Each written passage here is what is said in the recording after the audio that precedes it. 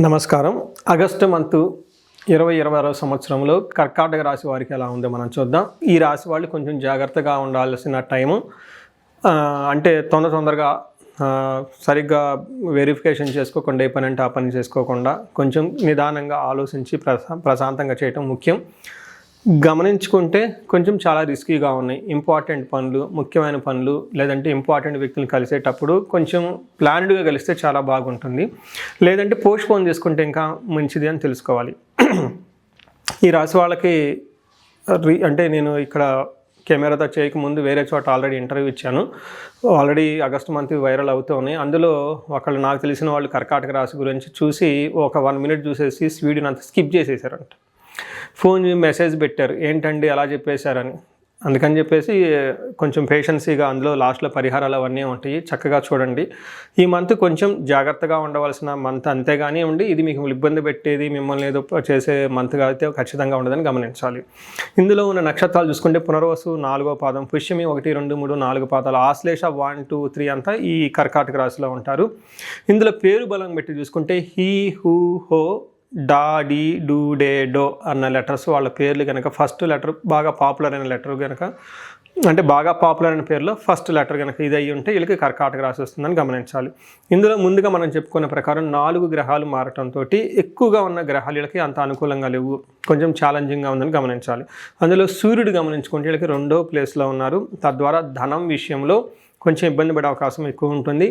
12వ స్థానంలో కుజుడు ఉండటం వల్ల ఇది అంత మంచి పొజిషన్ కాదు అంటారు. కుజుడు 12వ స్థానంలో ఉంటే వ్యాధి అర్తి, అంటే వ్యాధుల వల్ల ఇబ్బందులు పడే అవకాశం ఎక్కువ ఉంటుందని చూపిస్తుంది. బుధుడు ఫస్ట్ హౌస్లో ఉండటం వల్ల ఇది అగైన్ ధనానికి సంబంధించిన వ్యవహారంలో కొంచెం ఇబ్బందులు పడుతూ ఉంటారు. 3వది శుక్రుడు గమనించుకుంటే అగైన్ శుక్రుడు కూడా మిక్స్డ్ రిజల్ట్ ఉంది. అంటే కొన్ని గ్రంథాల్లో పాజిటివ్గా, కొన్ని గ్రంథాల్లో నెగిటివ్గా ఉంది, బట్ ఓవరాల్గా మిక్స్డ్. అంటే ఏ ప్రకారంగా చూసుకున్నా గ్రహాలన్నీ కొంచెం ఇబ్బంది పెట్టే విధంగా ఉన్నాయి కాబట్టి కొంచెం సహనంగా పేషెన్సీగా ఉండటం ఎంతైనా అవసరం. ముఖ్యంగా సూర్యుడు గమనించుకుంటే వీళ్ళకి 2వ స్థానంలో ఉండటం వల్ల కూడబెట్టిన ధనాన్ని పోగొట్టుకునే అవకాశం ఎక్కువగా ఉంటుంది. దీనికి మనకి సంస్కృతంలో మహర్షులు ఏం చెప్తారంటే హీనత్వం దుష్ట సంసర్గో మనస్థాప శిరోవెదః నిష్ఫలం కృషి వాణిజ్యం విత్తరాశి గతో రవి అంటారు. అంటే ఈ టైంలో హీనత్వం అంటే మీకు నీచ బుద్ధి వస్తుంది, దుర్మార్గుల సమాసం పడుతూ ఉంటారు, మనసులో శంక ఎక్కడో బాధపడుతూ ఉంటారు. నిష్ఫలం కృషి వాణిజ్యం, హార్డ్ వర్క్ కనుక చేస్తే అందులో సరైన రిజల్ట్ రాక ఇబ్బంది పడుతుంటారు. విపరీతంగా గొడవలు అయ్యే అవకాశం కూడా ఎక్కువగా ఉంటుందని చెప్తారు. అందుకని సూర్యుడి విషయంలో కొంచెం జాగ్రత్తగా ఉండాలి. నెక్స్ట్ కుజుడు చూసుకుంటే సూర్యుడికి ఇంకా ఆయన సపోర్ట్ ఇచ్చే విధంగా ఉంటుంది. అగ్నికి ఆజ్యం పోసిన విధంగా సూర్యుడు ఆల్రెడీ ఇబ్బంది పెడుతూ ఉంటే కుజుడు కూడా ఇంకా పోయి ఇబ్బంది పెట్టే అవకాశం ఎక్కువగా ఉంటుంది. దీని ద్వారా ఏమవుతుందంటే ప్రవాస వ్యాధి పీడాం చైవ బంధు వైర ధనక్షయం దేహ పీడాం సంచారం ద్వాదశ స్థానకే కుజ అంటారు. అంటే 2వ స్థానంలో కుజుడు ఉండటం వల్ల ఏమవుతుంది, ప్రవాసం అంటే అవుట్ స్టేషన్లో ఉండే అవకాశం ఎక్కువగా ఉంటుంది. వ్యాధి పీడం, హెల్త్ కాంప్లికేషన్స్ ఉంటుంది. బంధువైరం, బంధువులతో గొడవలు అయ్యే అవకాశం ఎక్కువగా ఉంటుంది. ధనక్షయం, ధనాన్ని కోల్పోతూ ఉంటారు. సంచారం, అటు ఇటు ట్రావెల్ చేసే అవకాశం ఉంటుంది. కానీ ధన ప్రవాహం వస్తుంది, కానీ విపరీతమైన మానసిక టెన్షన్స్ ఎక్కువగా ఉంటాయని గమనించుకోవాలి. నెక్స్ట్ బుధుడి కనుక జన్మస్థానంలో ఉండటం వల్ల ఎక్కువగా సరైన డెసిషన్ తీసుకోక ఇబ్బందులు పడుతూ ఉంటారు. ధనానికి సంబంధించిన వ్యవహారాలలో రాంగ్ చాయిస్ తీసుకొని అనవసరంగా డబ్బులు ఖర్చు పెట్టే విధంగా ఉంటుందని గమనించాలి. లాస్ట్ అండ్ మోస్ట్ ఇంపార్టెంట్, శుక్రుడు వీళ్ళకి 3వ స్థానంలో ఉండటం వల్ల మిక్స్డ్ రిజల్ట్ అని చెప్తారు. కొన్ని విషయాల్లో వీళ్ళకి అనుకూలంగా ఉంటుంది, కొన్ని విషయాల్లో ప్రతికూలంగా ఉంటుంది, అగనెస్ట్గా ఉంటుందని గమనించుకోవాలి. ముఖ్యంగా చూసుకుంటే ఈ టైంలో కొన్ని శాస్త్రాల ప్రకారం వాణిజ్య ధననాశనం, బిజినెస్లో అంత కలిసి రాకుండా లాస్లో వచ్చే అవకాశం ఎక్కువగా ఉంటుంది.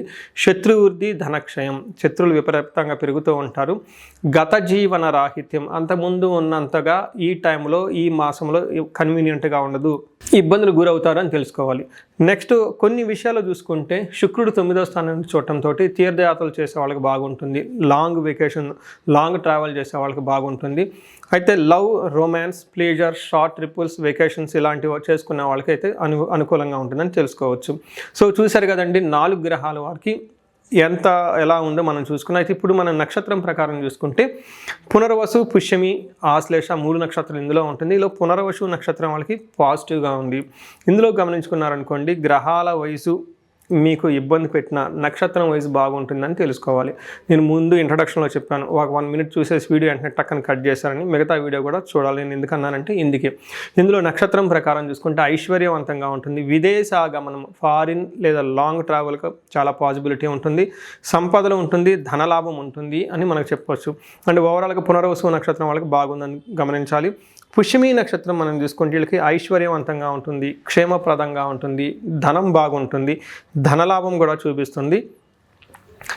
ఈ నక్షత్రం వాళ్ళకి కూడాను విదేశాగమనం ఫారిన్ వెళ్ళే అవకాశం ఎక్కువగా ఉంటుంది. నెక్స్ట్ మనకి ఆశ్లేష నక్షత్రం గమనించుకుంటే ఐశ్వర్యము, క్షేమము, సంపదలు, ధనలాభము ఉన్నా కానీ అగైన్ ధనాన్ని విపరీతంగా కోల్పోయే అవకాశం ఎక్కువగా ఉంటుంది. హెల్త్ కాంప్లికేషన్స్ కొంచెం ఎక్కువగా ఉండే అవకాశం ఎక్కువగా ఉంటుందని గమనించాలి. సో చూశారు కదండి, పుష్యమి ఆశ్లేష నక్షత్రం వాళ్ళకి కొంచెము లత్తా ఉండటం వల్ల హెల్త్ విషయంలో కొంచెం జాగ్రత్తగా ఉండాలి. అధికారులతో మాట్లాడేటప్పుడు కొంచెము ప్రిపేర్డ్గా మాట్లాడుతూ ఉంటే బాగుంటుందని తెలుసుకోవాలి. సో పరిహారాలు కనుక చూసుకుంటే ఈ రాశి వాళ్ళు మహాన్యాసపూర్వక ఏకాదశ రుద్రాభిషేకాన్ని చేసుకున్న చాలా బాగుంటుంది. వీలైతే మన్యు పాశుపతాభిషేకం, నవగ్రహ స్తోత్రాన్ని రెగ్యులర్గా చదువుతూ ఉంటే బాగుంటుంది.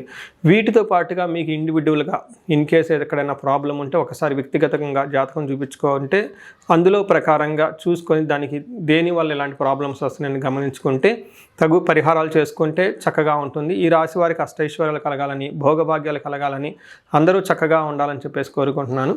నమస్కారం.